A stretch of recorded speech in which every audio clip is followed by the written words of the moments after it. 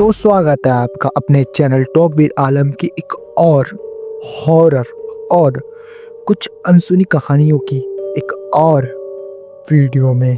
तो आज की हॉरर स्टोरी मैंने एक ऐसे वेबसाइट से पढ़ी जहां पर लोग अपनी आइडेंटिटी को अननोन रखते हैं और वहां पर अपने साथ हुए हॉरर इंसिडेंट को बताते हैं। उसी दौरान मैंने उस वेबसाइट पर एक ऐसी हॉरर स्टोरी पढ़ी जो कि सुनकर मेरी भी रोंगटे खड़े हो गए, क्योंकि जिसने वो स्टोरी शेयर की थी वो और उसके परिवार के साथ अक्सर उसके घरों में पैरानॉर्मल एक्टिविटी होती थी, पर जहाँ पर वो एक्टिविटी उन लोगों के साथ इतनी ज़्यादा हो गई थी कि एक वक्त के बाद वो उन्हें नॉर्मल लगने लगा था।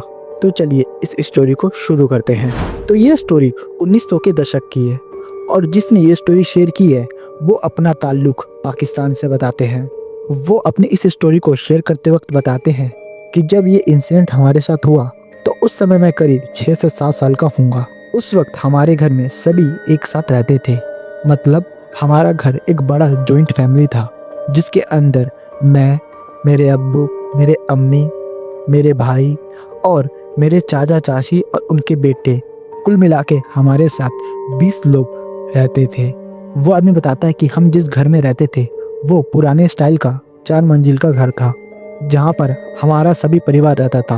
हर एक मंजिल पे एक परिवार रहता था। एक दिन हमारे परिवार ने पिकनिक जाने का प्लान बनाया, जहाँ पर उस प्लान में तय हुआ कि हम समुद्र के किनारे चलेंगे और वहाँ पर पिकनिक मनाएंगे। पर हमारे साथ वहाँ पर जो चीज़ होने वाली थी उसकी हमने कभी कल्पना भी नहीं की थी। वो आदमी अपनी स्टोरी को शेयर करते वक्त एक और बात बताता है कि इस दुनिया में अगर कोई भी चीज़ जन्म लेता है तो उसी दिन उसके मरने की तारीख भी तय हो जाती है। वो बताता है कि हम सभी वहाँ पर 2 गाड़ियों से पहुँचते हैं। जैसे ही हम समुद्र के किनारे पहुँचते हैं, मेरे चाचा के बच्चे गाड़ी से उतरकर सीधा उस समुद्र के किनारे चले जाते और पानी में खेलने लगते हैं। थोड़ी देर बाद बच्चों की चीखने की आवाज़ आना शुरू हो जाता है। जब हम उधर देखते हैं तो हमें दिखता है कि सारे बच्चे अंदर की तरफ खींचे चले जा रहे हैं। इसे देख हमारे परिवार के लोग उन्हें बचाने के लिए जाते हैं और देखते ही देखते एक एक करके सभी लोग उसमें डूबने लगते हैं। यह देख मुझे कुछ समझ नहीं आता है कि आखिरकार इन्हें हो क्या रहा है। उस वक्त जो भी उन्हें बचाने जा रहा था वो सब डूबते जा रहे थे। वो आदमी बताता है कि देखते ही देखते मेरे परिवार के 14 लोग उस जगह मर जाते हैं और हमारे घर में जहाँ पर कुछ देर पहले खुशी का माहौल था, अब वहाँ पर पूरा मातम फैल चुका है। फिर वो आदमी अपने परिवार के मरने के कारण को बताता है। वो बताता है कि उनकी मौत समुद्र किनारे तट पर डूबने से हुई। यह सुनकर आपको भी अजीब लग रहा होगा कि कैसे कोई समुद्र के किनारे डूबकर मर सकता है, और उस आदमी को भी ये अजीब लगा था, पर जब बाद में उसको पता चला तो वो भी चौंक चुका था। वो आदमी बताता है कि उस समय इलेक्ट्रॉनिक सामान की बहुत मांग थी और वो बहुत ज़्यादा महंगा मिलता था और इसकी ब्लैक मार्केटिंग भी होती थी और कुछ लोग इसकी तस्करी भी किया करते थे ताकि वो ज़्यादा से ज़्यादा मुनाफा कमा सके। और वो तस्कर इलेक्ट्रॉनिक सामान की तस्करी के लिए समुद्र मार्ग का इस्तेमाल करते थे, जहाँ पर वो दूर दूर के देशों से इलेक्ट्रॉनिक सामान मंगवाते थे और जहाज को समुद्र तट पर लगाकर सामान की तस्करी किया करते थे। पर कभी कभार समुद्र में कम ज्वार होता था, मतलब कम पानी होता था, यानी कि जो समुद्र का पानी है वो तट पर नहीं पहुंच पाता था, जिसके कारण उनके नाव तट पर नहीं पहुंच पाते थे और वो सामान नहीं उतार सकते थे। इसलिए वो क्या करते थे कि वो अपने नाव को स्थिर रखने के लिए समुद्र के किनारे बड़े बड़े गड्ढे करते थे, और जब एक बड़ी लहर आती थी और वो नाव को भी अपने साथ तट पे लाती थी, जिसके कारण उन गड्ढों में जब पानी भरता था तो उसके अंदर एक वैक्यूम क्रिएट हो जाता था, जिसके बाद जब उस पर नाव आता था तो वो नाव को खींच के रखता था, जिससे कि नाव उनकी स्थिर हो जाती थी और वो तस्कर उससे अपनी तस्करी कर सकते थे। जिसके बाद उनको वो गड्ढा भरना होता था, पर वो अपनी लालच में उस गड्ढे को नहीं भरते थे और मेरे परिवार की मौत उसी गड्ढे में हो गई थी, क्योंकि जब मेरे चाचा के बेटे उस समुद्र के किनारे खेलने गए तो वो उस वैक्यूम वाले गड्ढे में फंस गए, जिससे जो भी उनको बचाने जा रहा था वो उसी गड्ढे में चले जा रहे थे और वैक्यूम के कारण वो बाहर नहीं निकल पा रहे थे और वो उनको अंदर खींच ले रहा था और इसी कारण उनकी डूबने से मौत हो गई थी, जो कि मेरे परिवार के 14 लोग एक ही बार में ख़त्म हो गए, जिससे मेरे घर में पूरा मातम और सनसनाहट फैल गई थी और पूरा घर सुनसान हो गया था। जैसे कि कहानी की शुरुआत में बताया था कि वो सभी एक पुराने स्टाइल के 4 मंजिला घर में रहते थे, जिसके हर एक मंजिल पर एक परिवार रहता था। और अब ये इस घटना के बाद वो पूरा घर शमशान सा बन गया था।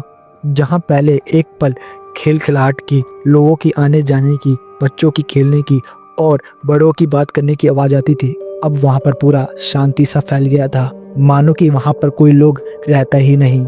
इस तरह का सन्नाटा उनके घर में फैल गया था। अब वो आदमी बताता है कि अभी तक की तो स्टोरी में कोई भूतिया घटना नहीं थी और जिस घर में हम रहते थे उस घर में कोई भूतिया घटना नहीं होती थी, पर इस घटना के बाद जो उस घर में होना शुरू हुआ उसकी हम कभी कल्पना भी नहीं कर सकते थे। वो आदमी बताता है कि इस घटना को घटे कुछ साल हुए थे, जहाँ उस घर में पहले बच्चों की खिलखिलाहट, खेल कूद, बड़ों की बात, इन सब चीज़ों की आवाज़ वहाँ पे आती थी। अब उस 4 मंजिल पर कोई भी आवाज़ नहीं आती थी। केवल ग्राउंड फ्लोर को छोड़कर बाकी सारी मंजिलें सुनसान हो चुकी थी। वो आदमी बताता है कि इस घटना को घटे कुछ साल हुए थे और कुछ सालों के बाद हमारे घर में कुछ अजीबोगरीब हरकतें होना शुरू हो गई। हमारे घर में पहली मंजिल से कुछ बच्चों की खेलने की आवाज़, सीढ़ियों से नीचे उतरने और ऊपर चढ़ने की आवाज़, दीवार पे कुछ ठोकने की आवाज़, ऐसी आवाज़ आना शुरू हो गई थी, जो कि इतना हो गया था और हम इस आवाज़ों को आए दिन अक्सर सुन सकते थे और आए दिन हम कुछ बच्चों को खेलते हुए भी देखते थे, पर हम उन्हें कभी टोकते नहीं थे। और वो आदमी बताता है कि हम उस सभी चीज़ों को दिन के वक्त भी साफ साफ सुन सकते थे। इसी दौरान वो आदमी अपने साथ हुए एक हॉरर इंसिडेंट को, जो कि इसी से जुड़ा हुआ था, तो वो बताते हैं कि हालांकि हमें उस इंसिडेंट से कोई नुकसान नहीं हुआ और उस घटना से हमें उनकी प्रेजेंस का और साथ ही साथ एक हॉरर एक्सपीरियंस भी करवाया था। अब वो आदमी बताता है कि हम ग्राउंड फ्लोर पे रहते थे। उस ग्राउंड फ्लोर में एक बड़ी सी लॉबी थी, जिस लॉबी में आने जाने के लिए 2 बड़े बड़े गेट थे। और वो आदमी बताता है कि उसी लॉबी में एक बड़ा सा किचन था, जिस किचन में मेरी मम्मी खाना बना रही थी। और उस लॉबी में एक झूला लगा हुआ था, जिस झूले के सामने एक बड़ा सा आईना लगा था और उस आईने से पीछे का गेट देखा जा सकता था। और वो झूला उस गेट के सामने था और उस गेट को हम उस शीशे में से देख सकते थे। और वो आदमी बताता है कि उस दिन सुबह का वक्त था और मैं उस वक्त झूले पे झूल रहा था। तभी मेरी नज़र आईने पे जाती है और आईने में मैं देखता हूँ कि कुछ बच्चे दरवाजे के किनारे से झांकते हुए मुझे देख रहे हैं और देखते ही देखते वो वहाँ से निकलकर भागते हैं और एक रूम में घुस जाते हैं। ये देख मैं अपनी मम्मी को जोर से बुलाता हूँ और पूछता हूँ कि मम्मी कोई मेहमान आया क्या। फिर मैं अपनी अम्मी से पूछता हूँ, जो कि उस वक्त खाना बना रही थी। मैं पूछता हूँ कि मम्मी कोई मेहमान आया है क्या। उसकी मम्मी मना करते हुए बोलती है कि नहीं बेटा, कोई नहीं आया। फिर वो अपने साथ हुए इस चीज़ के बारे में अपनी अम्मी को बताता है, तो उसकी अम्मी उसको किचन में बुलाती है। उसकी मम्मी गुस्से से होकर बोलती है कि तुम्हें उनसे ना कुछ बोलना है, ना कभी उनको अपने पास बुलाना है। जो हो रहा है होने दो और ना ही कभी उनसे बात करने की कोशिश करना और ना ही उन्हें कभी अपने पास बुलाना और ना ही कभी उनसे मिलने की कोशिश करना। वो सब ऐसे ही है और यहीं पर रहते हैं, तुम्हें उनसे कुछ भी नहीं बोलना है। यह बोलकर उसकी अम्मी उसे भेज देती है और वो ये सुनकर सोचने लगता है कि आखिरकार मेरी मम्मी ने ऐसा बोला क्यों, और वहाँ से चला जाता है। अब वो आदमी बताता है कि उस दिन के बाद ये चीज़ नॉर्मल हो गई थी। आए दिन हमारे घर में कुछ न कुछ एक्टिविटी होती रहती थी, पर वो सब हमें कभी भी नुकसान नहीं पहुंचाते थे। इसी के साथ वो आदमी एक और हॉरर इंसिडेंट के बारे में बताता है, जो कि उसके साथ नहीं बल्कि उसके ट्यूटर के साथ होता है, जो कि उसके घर पे पढ़ाने आता है। वो आदमी बताता है कि मेरे परिवार वालों ने मेरे को पढ़ाने के लिए एक होम ट्यूटर रखा था, जो कि मुझे घर पे आके पढ़ाता था। वो आदमी बताता है कि उन दिनों वो ट्यूटर जब भी हमें पढ़ाने आता था, तो मैं जिस रूम में पढ़ता था उस रूम के गेट को बंद करके रखता था, ताकि पढ़ाई में कोई रुकावट ना आए और ना ही कोई शोर आए। वो आदमी बताता है कि जब भी वो ट्यूटर हमें पढ़ाने आता था, मैं अपने कमरे का गेट बंद करके रखता था, क्योंकि घर में मेरे अम्मी अबू रहते थे, जो कि कुछ काम करते थे, तो उनकी आवाज़ कमरे में आती थी, जिस कारण से मेरे पढ़ाई को डिस्टर्ब होता था। इसलिए वो शोर मेरे पास ना आए, मैं अपने दरवाजे को बंद करके रखता था। ऐसे ही एक दिन मेरे घर वो ट्यूटर पढ़ाने आता है, पर उस दिन मेरे घर में मेरे कोई घर वाले नहीं थे, मैं अकेला था।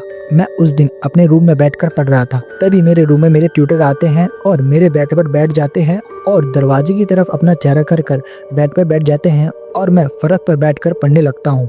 थोड़ी देर बाद वो कहते हैं कि क्या मैं दरवाजा बंद कर दूं? फिर वो बोलता है कि क्यों सर, क्या हुआ? फिर वो आदमी बोलता है कि तुम्हारे परिवार वाले बहुत शोर कर रहे हैं, जिस वजह से मुझे लगता है कि तुम्हारे पढ़ाई में दिक्कत होगी।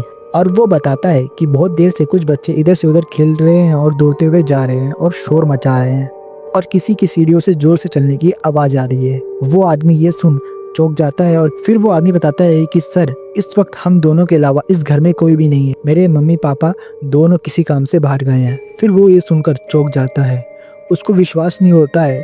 फिर वो आदमी उस ट्यूटर को पूरा घर दिखाता है, जिसके बाद वो ट्यूटर बहुत ज़्यादा डर जाता है और वो उसी वक्त उस घर को छोड़कर चला जाता है।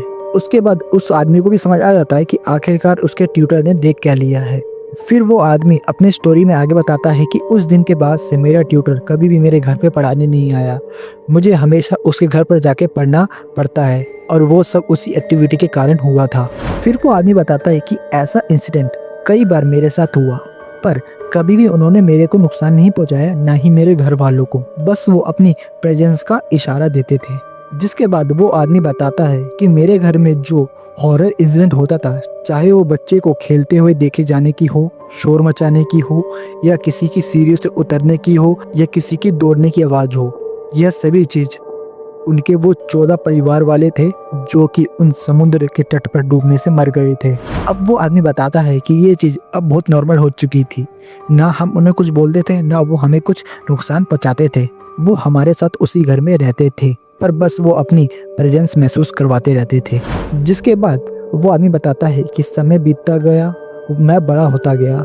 जैसे जैसे समय बीतता जाता था, उसी वक्त कुछ ना कुछ घटना होती रहती थी, पर अब मैं उसको इग्नोर करता था।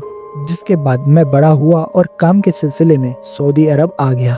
जिसके बाद वो आदमी बताता है कि आज भी वहाँ पर बच्चों की खेले जाने की हो, या किसी की दौड़ने की हो, या बात करने की हो, या किसी की चलने की घटना हो, ये सब एक्टिविटी आज भी वहाँ पर होती है। इसी तरह ये स्टोरी यहाँ पर ख़त्म होती है। अगर आपके साथ भी कोई हॉरर इंसिडेंट या कोई सुपरनैचुरल एक्सपीरियंस या किसी भी तरह की स्टोरी जो आप चाहते हो कि उसको सभी के सामने आना चाहिए, तो नीचे दिए गए डिस्क्रिप्शन में एक जीमेल आईडी है, उस पर आप अपनी स्टोरी भेज सकते हो। तब तक के लिए बाय बाय।